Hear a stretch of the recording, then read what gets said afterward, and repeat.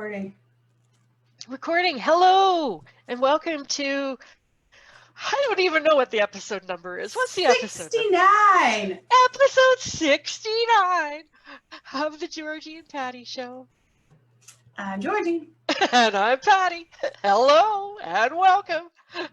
Yes, happy to be here on this sunny Monday morning.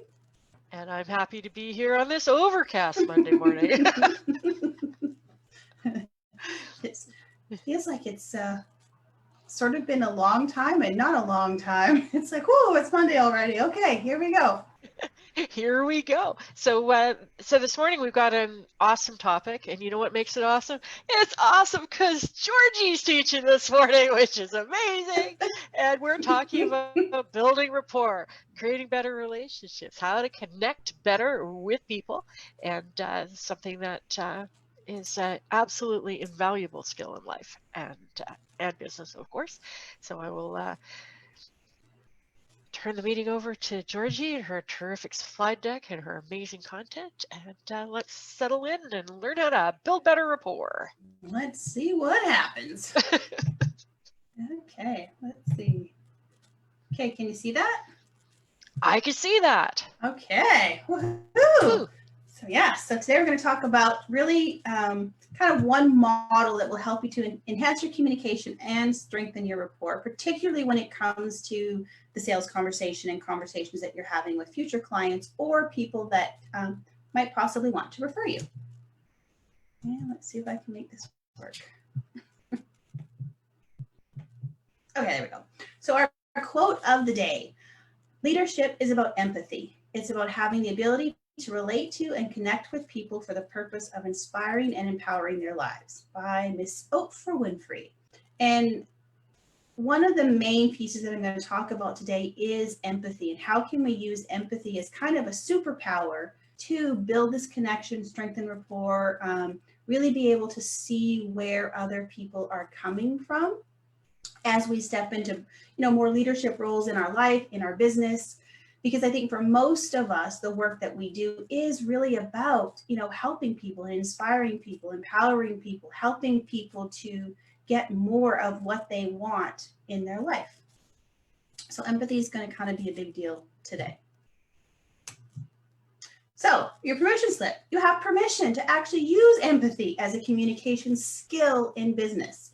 And it is something that you can build. Oftentimes, I think we're kind of taught in a traditional sense of business that we have to kind of be this sort of cold, reserved kind of person, or come from more of a dissociated place. And maybe we just haven't learned how to blend all of that together. We want to be empathetic, not so empathetic that we're just puddles of, emotion and mess, because that's not useful either. And as we go through this, I'm going to share some ways of how we can, where this can actually kind of be a downfall, and how we can avoid those traps too. But you definitely have permission to be able to use this in your business. So empathy, the dictionary definition is, it's the ability to understand and share the feelings of another. Brene Brown's definition is to be able to see the world as others see it, to be non-judgmental, to understand another person's feelings, and then to be able to communicate your understanding of that person's feelings. And I think one part of empathy is to be able to understand another person's experience without going into that experience yourself. Often that's a key distinction, because sometimes when we're really being empathetic with someone and we're really listening and we're getting really involved, we can actually go into that experience. And that does not help us when we're either helping our clients, when we're having conversations with either, future clients or people that might want to refer us. It's really, we want to understand the experience, but not be necessarily right in the middle of it. So I'm going to relate this to some of the parts of a sales conversation. And you may remember this through some of the shows that we've done, but I'll just quickly give you a review of the parts of the conversation. So we've got the beginning, we've got the rapport and the agenda. We've got the discovery session. Then for us is when we do our assessment, your summary, your transition, your offer, and then kind of the next steps of where we're going. So today I'm mostly going to be focusing on these first two steps. So when we're building rapport with someone, so let's say they've come into the conversation and you're kind of getting to know them, you're setting that foundation, really starting to build rapport with someone. And then when we're moving into that discovery, we're wondering, what brought you here? Why are you here? Where are you now? Where do you want to go? How can we use this skill in these two blocks of the sales conversation? The thing I'm going to be sharing with you today is an NLP sort of skill technique, part of that anyway. And it really helps to realize that as human beings, when we are having an experience, we're kind of coming from three different positions. And when we have this realization, it'll help you to be a better communicator. It'll help you to be more empathetic. And it gives you the potential to really maintain your own sort of control of your own state when you recognize these three positions. So when you're looking at an experience, I'm going to talk about a first position, a second position, and a third position. If you're familiar with NLP, these are often called perceptual positions, but just for simplicity, we're just call them first, second, and third. And we're going to go through each one of these and explain a little bit more about them. So first position. So imagine you're in a conversation and this is first position. So this is when we're actually associated into our own body. We are seeing things through our own eyes, through our own point of view, how it relates to us. We're really only concerned with ourselves. We're not looking at how anybody else is thinking, seeing, feeling, nothing. This is really just from our own perspective. We might ask ourselves, how does this conversation affect me? So you can go back and you can think about a conversation you've had with someone else. And you can pick a business conversation, you could pick a personal conversation, whatever, and just kind of think about, notice when you've shown up in this first position, when you're really just, I don't want to say it's selfish, and it kind of is, and you're thinking about how does this affect me? Second position is the one where we're really starting to go into another person's point of view. We're really looking to get inside their world, to notice what do they see, what do they hear, how do they feel, how are they seeing me through this conversation? And some ways we can do this is actually, if you're imagining the conversation, if you actually even can put yourself in their body position and imagine that you are them, what would this conversation look like from their point of view? So if you imagine when you're having, let's say, the sales conversation, sometimes when we're in first position, we're thinking about, what are they going to think about me? Am I going to screw this up? How am I going to do this? What if they think I'm just pestering them? All of these things, because we're really just concerned with how we feel. When we slip into the second position, then we might be curious about, what is the person across from me feeling? Maybe they're a little bit nervous. Maybe they're a little bit unsure. Maybe they're really thinking, this person could really help me. So kind of flipping around to notice, what do I feel? What do they feel? When we are able to get into the second position and really get some clarity about how the person across from us is seeing, thinking, feeling, being, we can start to experience empathy. We can start to understand their position. And if you think about when we're going through these discovery questions and we're like, tell me a little bit more about where are you now? So as they're sharing, and maybe it's, I've just kind of started my business. I kind of a little bit feel like an imposter. I'm not sure who's going to hire me. Imagine if you slide into that position and just notice even internally how you start to feel a little bit differently. You start to feel a little bit more of a connection there, because realistically, I think most of us have felt that at some point in time. And there's kind of these universal things that happen that we can all remember feeling, like not good enough, rejection, needing people's help, not sure what people are going to say. All of those things kind of come up. So when we just take a second and just kind of get out of our own way, get out of how we're showing up and move into how they're showing up and what this experience is like for them, we will deepen that experience of empathy. When we do that, that starts to deepen rapport with the person across from you. They start to feel it. They get it. Oh, you see me. You hear me. You understand me. They're going to start to lean in a little bit more. And this is part of the reason why we say this discovery part is so, so important. And we don't want to rush through it. We really want to take the time to really understand what's happening for that person across from us. Again, get in the experience, but not so far in it that you're lost. And then we can move into this third position. So third position is really where we're looking on the outside. So we're kind of really dissociated from the entire conversation. We're more like an independent observer. I'm seeing me, I'm seeing them, I'm looking at the facts of what's happening, and I'm not really emotionally involved in either way. I might ask myself, how would this conversation look to someone who's totally uninvolved?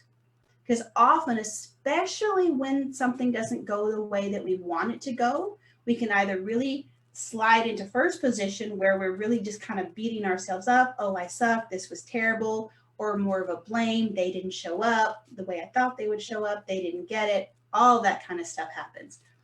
Or if we go too far into second position, this is where we're then like, oh, I just didn't really understand them. I could see they were really struggling, and I should have been more careful. Oh, I shouldn't have asked them if they wanted to buy. That was so terrible. I wasn't, concerned enough for them. All of that kind of stuff. And we're too far in.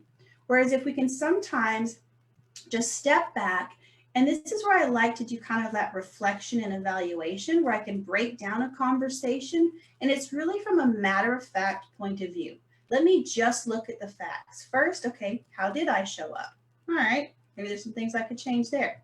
How did they show up? Okay, maybe there's some things I could have been more aware of there. When I'm sort of at this higher level, I can see things that I can't see when I'm too emotionally attached. So it's a really great place for reflection and just kind of looking for the facts of what is there. Now, we also really, really, really want to be a wise communicator. And this brings in my favorite word, and. I want to be in first position, and I want to be in second position, and I want to be in third position. No one position is more superior to another. If we can learn to shift through all three of these as we're having conversations, we will really start to be a better communicator. We will start to enhance all of the communications we're having. The better we get at it, the quicker we will notice, oh, maybe I'm over here in first too much, or I'm over here in second too much, or I'm just so non-attached to any of it. I spend all my time in kind of this observation mode, and I'm missing a lot of pieces. So we really want to start to master being able to move through all three of them in real time as we're having conversations. Because what can happen is we can get stuck. And if we start to get stuck, these can be some of the outcomes. And I'm sure we know people like this, and you probably recognize yourself in some of these, right? So a person that gets stuck in first position, we often think, God, they're so arrogant. They're so egotistical. The only thing they care about is themselves. These second position people, they become those caretakers, those rescuers, those supporters. When we get stuck here, we often forget about ourselves. This is where you hear a lot of that word, the self-care word. How are you taking care of yourself? And maybe our boundaries aren't as strong, but we just want to go in and save people and rescue people. And, oh, I'll do it for free. It's okay. No problem. I just want to help you. We can really get stuck here. And then third position, when we're stuck here, we can often come across as being kind of cold and unfeeling because we're just so disassociated most of the time. So just be wary of, we can get stuck, and notice when you are getting stuck. Because what we really want to do is we want to kind of move into an alignment with all three of these positions. because when we're aligned, we're able to move through each of them pretty seamlessly, pretty quickly. We're like, we have that awareness of what position am I in right now? What position would serve me right now? When I'm recognizing maybe a break in rapport or there's some kind of tension that's happening, I can kind of go, where do I need to be right now that's going to help me understand the situation right now, right? If you're getting resistance in your sales conversation, am I really stuck in my own head? Am I so concerned with, am I using the right words? Am I following my script the way that I'm supposed to do it? Am I just concentrating on the next step that I've forgotten that, oh, right, there's another person in front of me right now. Let me get out of my own head. Let me focus on them. Let me come back to, you know what? Let me take this back a second. So tell me again, what's really important to you about you being here today? Really understanding who they are. We can get back into alignment. When we start to do this, we are internally more congruent. We're more congruent with what we think, what we feel, how we show up, our values. All of those things start to, become more congruent for the human being that we want to show up as. When we show up as that person that we want to show up as, imagine we're this, amazing sales conversationalist. We start to build our own confidence. We start to feel more empowered, right? Our own personal power starts to rise. So we really want to pay attention to how aligned am I? And this is a skill. It takes practice. I think it's often we think, oh yeah, I got this, no big deal. Yeah, check. And we forget that, what if I actually reviewed every single one of my conversations? And I can pretty much guarantee you that if you look at conversations you've had in your life where, whether personal or business, where there's been some tension or they haven't gone quite the way you wanted them to, you could take a step back and go, I know for me, most often I'm showing up in first position a lot of the times. And I really only care about, how is this affecting me? What are you doing to me? You just don't understand me. And it's all about me. And I'm not shifting at any point into seeing things from their point of view. Or sometimes it's just because I'm not connected at all.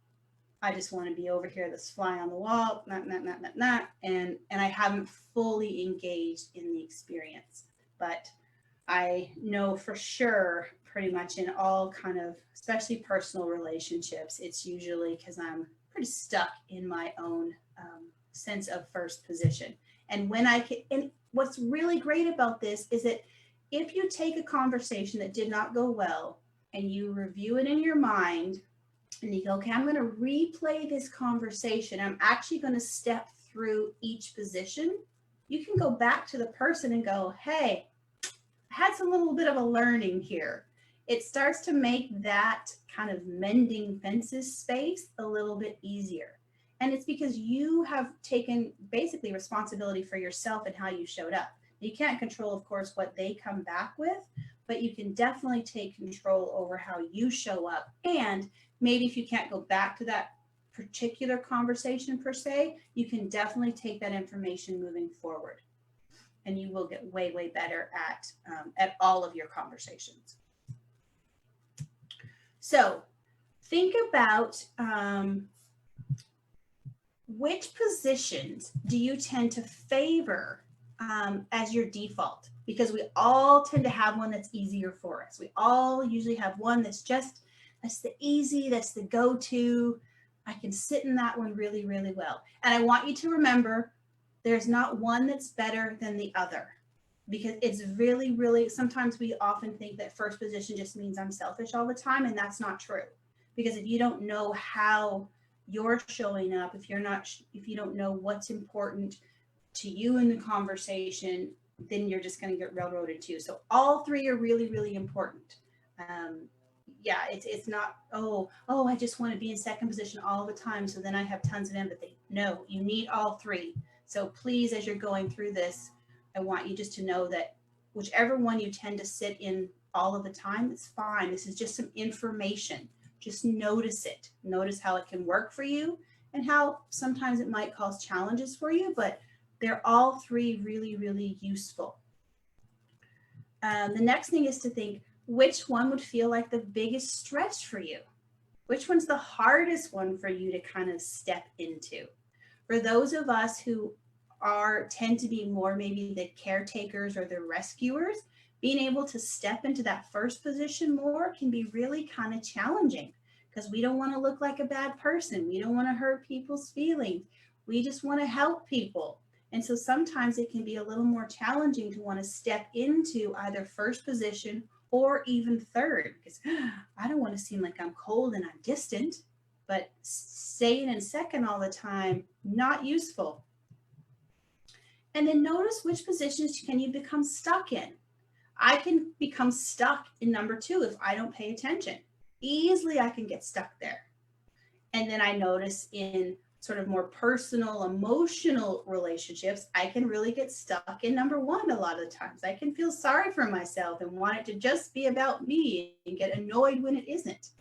And some of these things too can be very almost context specific.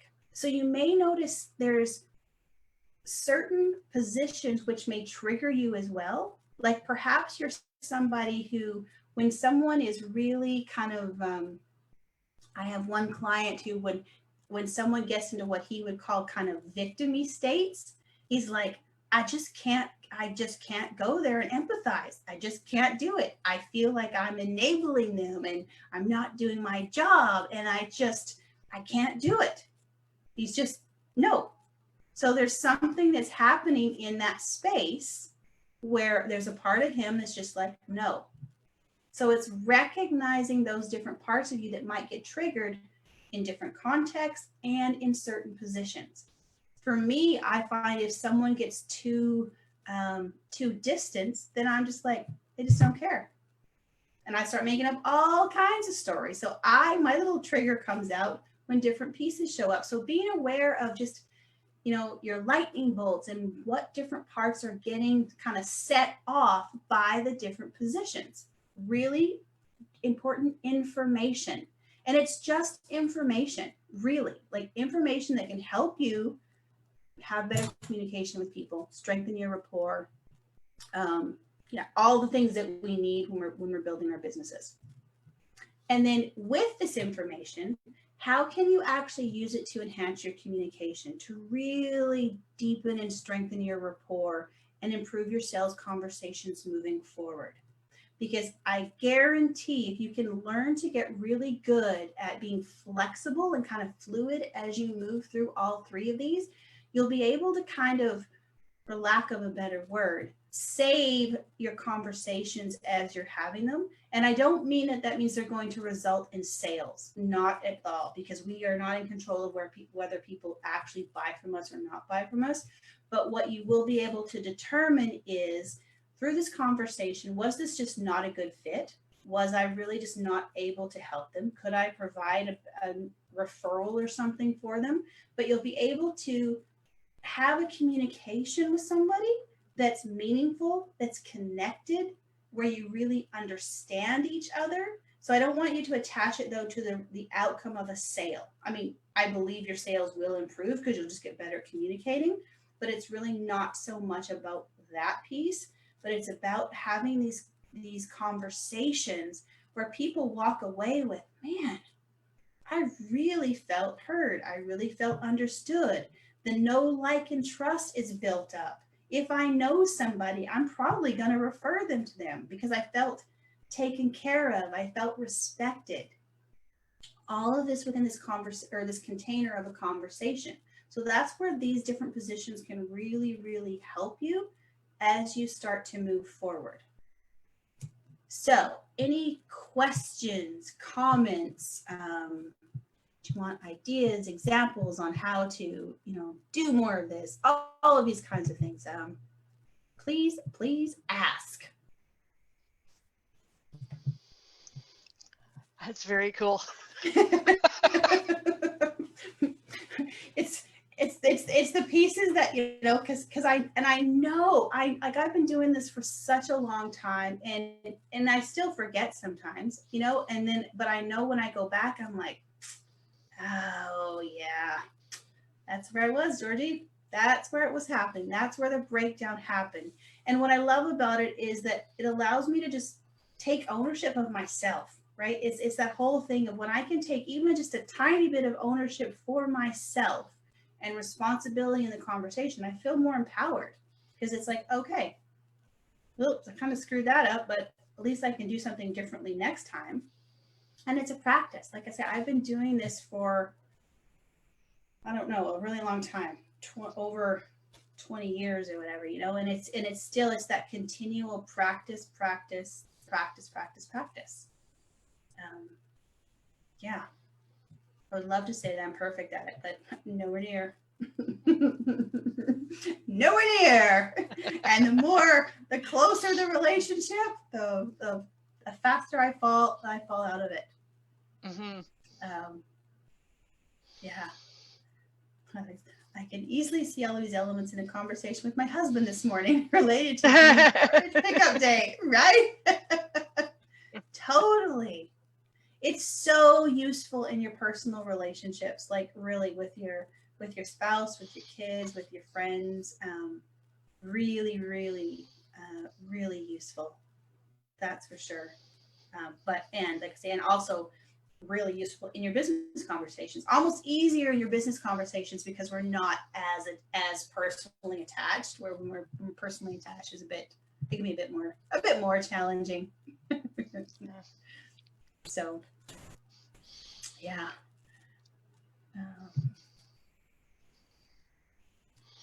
Yeah, personal relationships are help, and the business ones. Yeah, I totally believe that. I think if we can, relationships are relationships, right? And often we want to separate things so much, but if you can get really good at doing this in your personal relationships, you will definitely enhance your business relationships. It's like there's like endless opportunities to practice, right? endless. Like you can think of even something so simple as like going to a restaurant.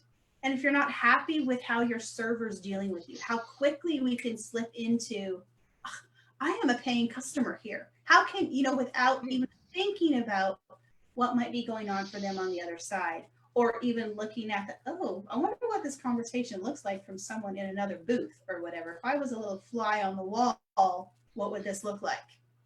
We don't even think about it. It can be just so instinctual. Mm-hmm. It's just interesting listening to this whole thing. It's like I think I'm permanently stuck in that third position. Like that's me. It's just like the restaurant example, right?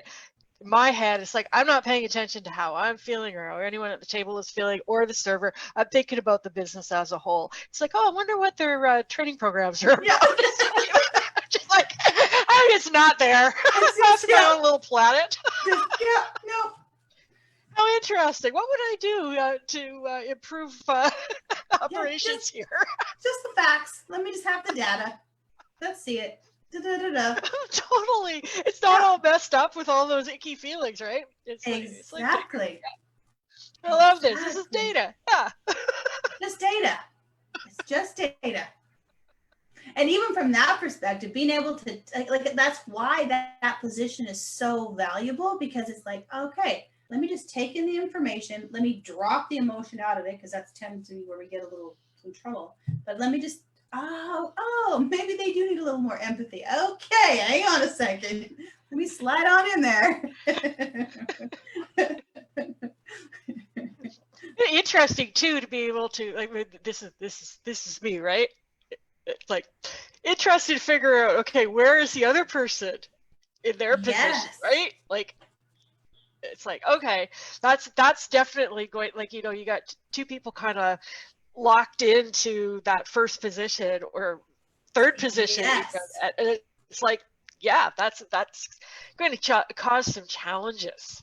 Big challenges. And it's such a good thing, because if you have two people locked in first position, there's not a lot of movement happening there. Yeah. So if one of you can just either move into second or even to third, you can start to create some shifts. Yeah. And I think that's where that rapport starts to build. Because when both are locked in first, rapport is getting farther and farther apart. Like you're losing it quickly. And when you can make that shift, then it's like, okay, I'm starting to build rapport again. They're starting to lean in a little more. They're starting to feel a little understood. Now I can actually lead this conversation again. But if you're staying locked, there's no influence, there's no leadership, there's no flexibility. It's just, butting heads for sure. And that's where I think that flexibility and communication comes is, oh, okay, can I move through these? I know what my intention is here, but staying stuck in first is not helping me right now at all. It's not getting me where I want to go. And if you have the knowledge and the skill, then it's then your responsibility to do something. Yeah, exactly. It's like, oh shit, somebody has to be empathetic. I guess it's me. Yeah. Yeah, it's like, okay. Georgie, has this become second nature to you now, or do you still have to think specifically about each element of what you have described? A lot of times it has become second nature. Now, like I say, the more emotionally charged I am, you can forget it. I'm going nowhere. I'm probably locked in first, and I'm like, yeah, you can all go, you know what, yourself. But when I am grounded and what I was called aligned, it's flowing. I'm able to actually move through them pretty quickly and recognize, oh, okay, I can see where, like, I talk about the lightning bolts or something, right? Oh, I'm getting stuck here. And then I can quickly go, where am I in this? What's my ownership in this position right now? This is all about me. Okay, let me just, and then my typically will be, I'm running quickly. I'm like, okay, let me slide over to them. Okay, now let me see if there's anything else I'm missing. Because I find when I can get into that observer space, I can get that bigger view to see what I might be missing, either from myself or from them. So it does tend to happen now pretty quickly from practice. But like I said, I've been doing this for 20 something years as well. And like I say, it all goes out the window. The closer the relationship and the more emotionally charged that I'm in, for sure. How can you move yourself out of being emotionally charged? Breathing, for sure. And often, like for me, if I can get just enough of a gap to see a new perspective, if I can just recognize that, okay, I realize that I am like really just emotionally coming in on this. And I've been able to do it here recently too, really in situations that were hard. And I mean like where like really, really emotionally charged, where I was pretty dug in. And I have to just stop for a second, like just stop talking, breathe and go. And then the question I typically will ask myself, which is what do you want? Okay, Georgie, what do you want right now in this moment? I want to be able to have this conversation. Okay, like if you want this is literally the stuff that's going on in my mind. What do you want? I want to be able to have this conversation. Okay, what can you do? Okay, I'm not sure. Let me see. Okay, what am I doing? And I can run through myself. Okay, let me just try to see it from their perspective. Okay, is there anything I'm missing? Okay, and then from that place, I can then go into, okay, I need to back this out for a second. I will often say, the story I'm making up in this particular situation, the story I'm making up about you right now is this. I'm not sure that it's the truth, and I'm kind of stuck in it right now. So I need some space here. So I'm pretty honest with what comes out of my mouth when I'm super emotionally charged. But if I have to get in that space where I can just stop for a second, and I talk to myself a lot, and these are the things that are going on for me. What do you want? How do I want to show up? Okay.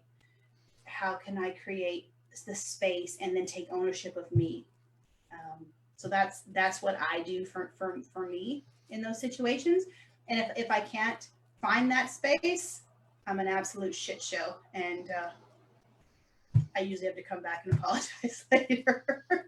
But that doesn't happen too often anymore. But usually it's that what do I want is like one of my favorite questions. Because what do you want, Jordy? What do you want? What do you want? And what can I do? What, self-responsibility, self-ownership in this moment is big for me. Yeah. Your answer makes sense. Ask Patty, what is most challenging for her? Is it also the emotionally charged level element? I can relate to the emotionally charged aspect. LOL, so honest and authentic. Yeah. He has trouble with anything that involves feelings. It's not my strength. I tend to go into the dissociated thing, and that often works very poorly with somebody that's in an emotional state, because they're not all that interested in talking about the objective facts, or one of my favorite things is to go to process. Let's talk about how we're talking. Yeah. Does not do a lot for diffusing anger. Ask me how I know.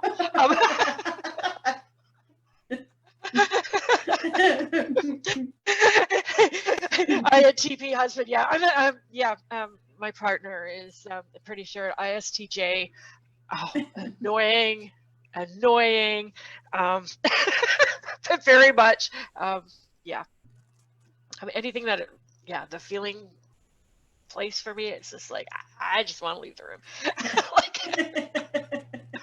This is not logical. The feelings you are having are not logical. They are out of proportion. Yeah. What is happening for you? And it's not always the other person who's having the out of proportion feelings. Somebody said something about garbage and recycling. And I'm like, I can have out of proportion feelings about that. Vacuuming. Vacuuming, yes.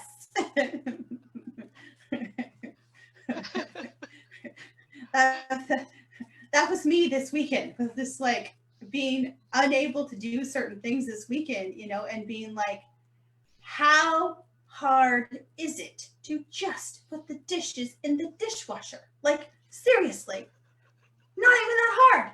Like, I keep this whole house so clean all the time. Not a big deal. You're here for 5 minutes and it's a disaster. Like, what the heck? Throw in some pain medication and a whole bunch of other things, and yeah, woo! You should probably just leave the house. And those are the I love those times, because it's like, those are the times where I recognize, where my skill level's at. This is great. I noticed that when it's really close like that, this is a perfect opportunity for me to be able to practice. It's like, okay, good to know. And right now I don't want to know that. Maybe tomorrow, but it gives me those opportunities. So good. Yeah, with the close people. It's just great. So good. It just, that recognizing an opportunity, right? Like, I need that note to self. Yeah, exactly. Let me make a little note about this. Okay. And then I'm like, then it's the dad. How often does this show up for me? Is this a pattern? Like, I'm like, okay, what can I do? Like, all of those questions are constantly playing in my mind. So it's but I think it also makes it kind of fun, right? It's like, oh, okay. And then sometimes it's also annoying, but that's life. So I like the business conversations, because it's easier to do. So when you two as business partners are talking with each other, has this come up much? I don't think, no. Our conversations as business partners pretty much, I think they flow pretty good. It's funny. I can't remember the the one conversation, it was so good. And we had a conversation, and I thought about something afterwards. And I sent you a text message or something going, oh, I think this might have come across something like this or like that. I think we're pretty good about kind of the story I'm making up is sort of thing, where it's pretty open. I can't remember the exact, but I do remember, like, it was like, oh, I'm not sure if that landed so well or but it was like, it was the instant response was, hey, I'm not sure this landed so well, just kind of this honest conversation about things. And what I love about the conversation with Patty is often I'll be like, da, da, da, and she'll be like, yeah, I don't really see it that way. I'm thinking it could be like this. Like, she offers a totally different perspective, but there's it's an unattachedness to it. It's not like it's great. It's not like, that's the stupidest idea ever, Jordan. You're totally wrong. It's very matter of fact. It's just like, well, yeah, I don't quite see it like this. I see it like that. And I'm like, oh, yeah, I hadn't even thought about that. You're right. Okay, so it flows I notice our conversations flow a lot like that, where I'm like, ah! Oh my God, she'll be like, yeah, I don't think so. Oh, okay. Yeah. which is where that really objective, fact-based information is so useful, because I can get on a huge tangent where I'm like, oh, this is going to be so great, and I hadn't even considered this other point of view at all. So, yeah. Hey, you know what? I'm thinking that probably what makes this work, here's me analyzing it, Yeah. is Georgie's high level of skill in this, because my skills are like zero. So, and I think you just kind of know that it's not going to work in a conversation for you to say something. There's a comment in the chat here about learning to say I think instead of I feel. I really noticed this with one of the people that I work with. He says I feel all the time for everything. She says I feel, and she'll say it's something like, I feel like the data on the spreadsheet it's like she's taking something logical and she is totally thinking, but she always says I feel. And I don't get that from you, even if you are, if what you're doing is feeling, you have a way of putting it across that doesn't sound to me like, oh no, she's getting emotional. This is all about feelings. I just can't go there. So I don't know if you're phrasing it differently to talk to me or what, but it's like I don't feel like I don't feel like I'm in this position where I'm in over my head because somebody is talking about feelings. And I think that comes with the practice of learning how to communicate with people and recognizing how other people like to communicate, because then you can be more adaptive in your communication style to meet other people where they're at, which then the conversation is just flowing. You're not stuck in kind of your own sort of way of doing things. And it's like, then we get, what's the result we want? What do we want? Okay, we want to move here. We want this conversation that works. Okay, great. So yeah, it's having that adaptability, which is practice, total practice. Yeah, for sure. And I think that, there's some commonalities too. I think that that's helpful Totally. in communication in general, is that there is some common ground in terms of communication preferences and stuff. Totally. Oh yeah. Yeah, you definitely. Yeah, because if you had a person who is really logical and someone that cries like all the time or like feels everything, that's a hard combo to have all the time. That's because, especially if you're the logical person and you're just like, oh my God, like seriously, more tears, I think I'm gonna just like forks in my eyes. And then if you're the cryy person, you're like, they're so cold, and neither is true. It's just that, where is the balance? There's no crying in marketing. There's no crying in marketing. That's right. There's no crying in marketing.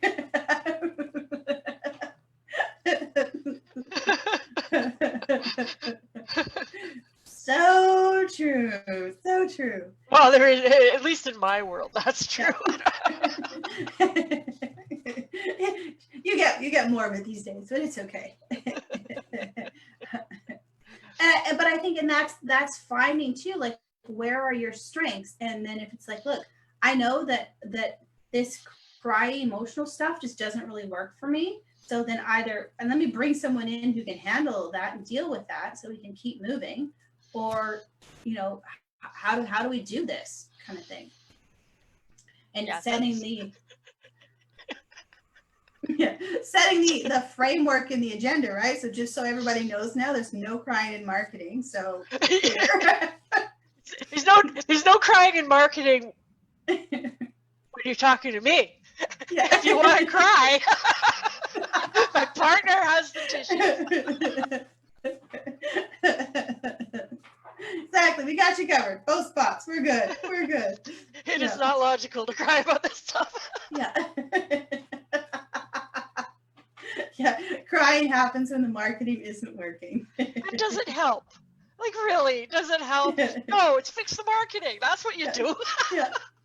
Yeah. So how do we move this forward? What do you want? I want my marketing to work. Okay. What can we do? Let's fix it. Let's fix it. Let's fix it. Pretty much everything's fixable. Everything is fixable. Yeah. So good. It's so good. Yeah, these are just some of these little kind of things that we can practice that can make such a big difference in what you're doing and how you're showing up and how your conversations go and your connections with people, and you can, it's a cool thing to be able to practice too. Like, so you can practice with your emails, you can practice with social media. Notice what position people tend to come from, how people respond to you, what their comments are, right? There's lots of kind of ways to practice that don't even involve conversing with someone, but you can get to know a little bit about somebody and how they prefer to communicate. It's super fun. Super fun and interesting to me. Like, because we tell people so much about ourselves. If people will just take the time to be patient and pay attention, you can learn so much about people. So much about people. Yeah, it's great that your clients have both of you, the best of both worlds: hearts, flowers, arrows, and boxes. Together, we are a complete person. It takes both of us to give you a whole, but I still think we need a third person who's a little more organized. Yeah, we definitely could use that for sure. We need some organizational. Our Venn diagram is missing a circle. Yeah, exactly. Yes. We need somebody who's good at estimating time frames. Yeah. Yes, exactly. Just a little bit less optimistic.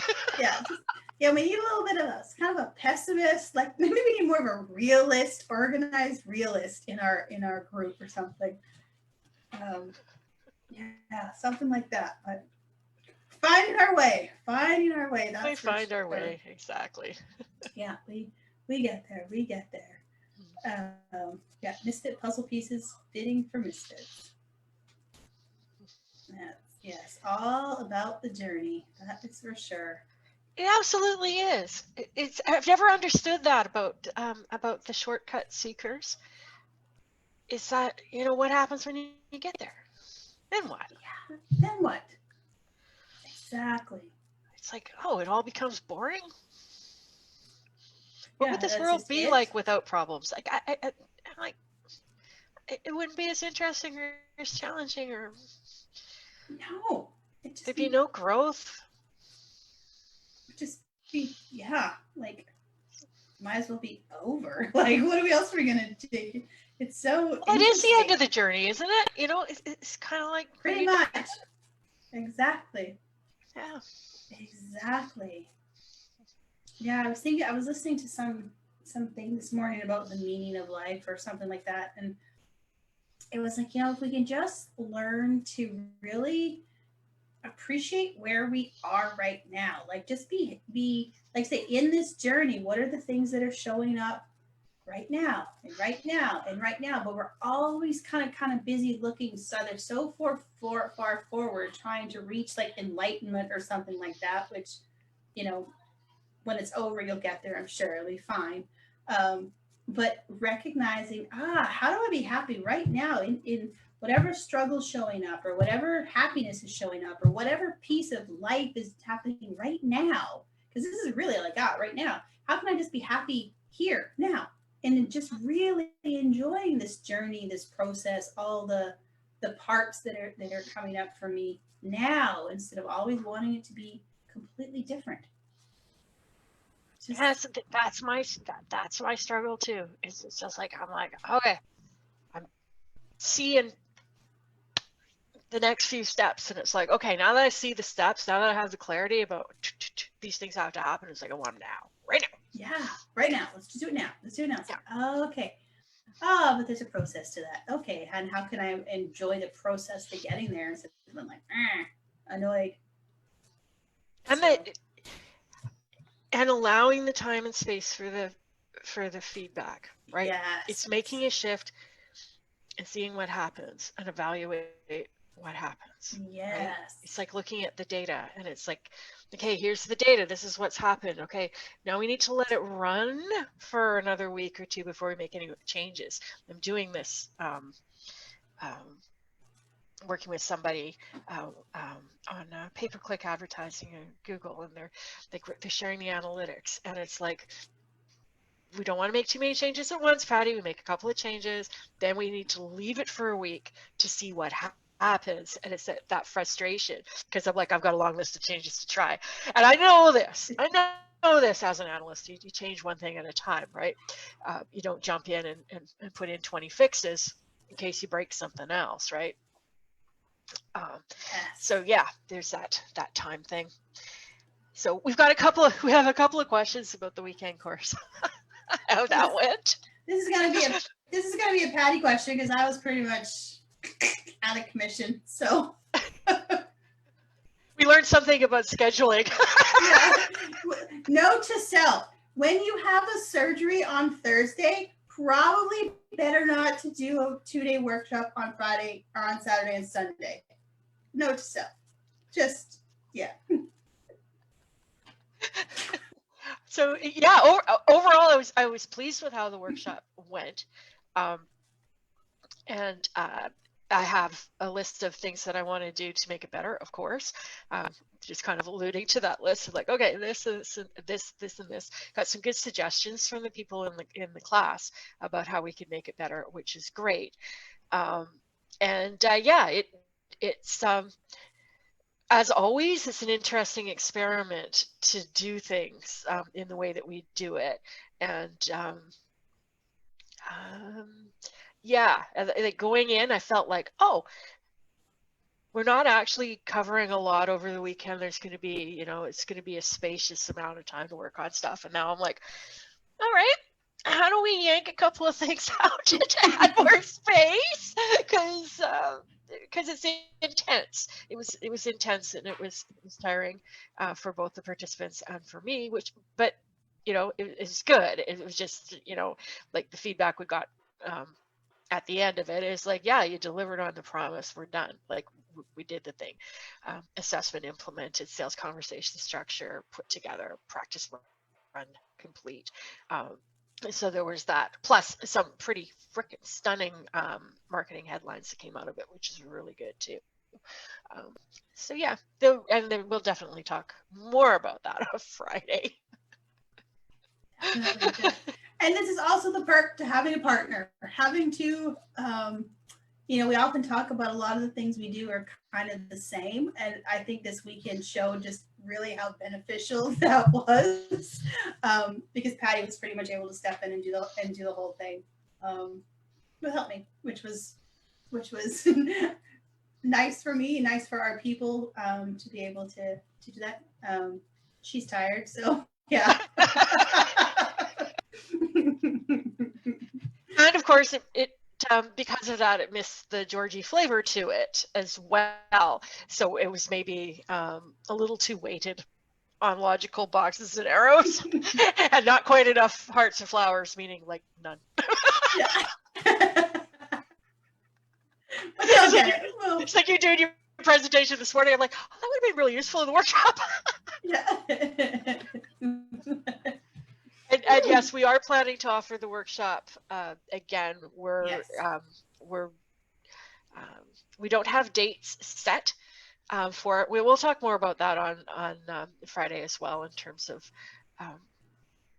developing a reasonable schedule for when things are done and leaving enough time and space, because we have people right now that are interested in attending the workshop, and well, it's done.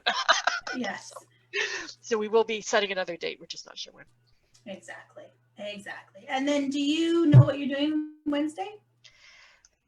I don't know what I'm doing right now. I think we had a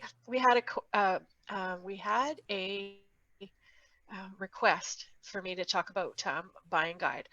So let's talk about that on Wednesday, about putting together a buying guide for your service. And at the same time, what's involved in that is kind of a competitive survey sort of a thing.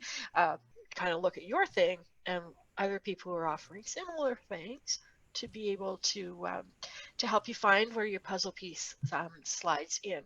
So creating the buying guide can be useful for that as well. So we'll take a look at that on Wednesday. Excellent. And then Friday we'll do a review. Here's my artwork. Oh, there I am. Did I get a Band-Aid for? No Band-Aid.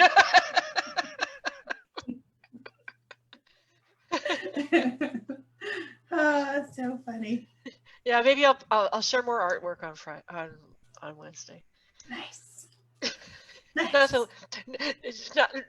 There's no topic that a few stick figures, boxes and arrows can't fix.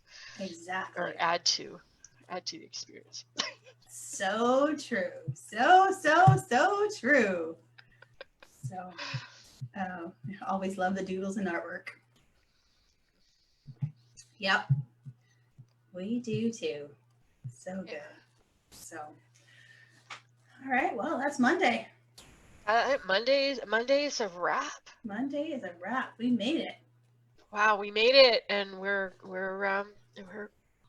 starting with a 7 on Wednesday. Wow. Woo-hoo, man. Look at that. That's crazy and awesome. All right. Yep. Haven't run out of stuff to talk about yet. Yeah, that's right. It's always cake day. Always cake day. Always cake day. That's right. Alrighty. Have a fantastic Monday. Hope your week gets off to a terrific start. And see you Wednesday. Same bad time. Same bad channel. All right. Okay. Bye now. Bye.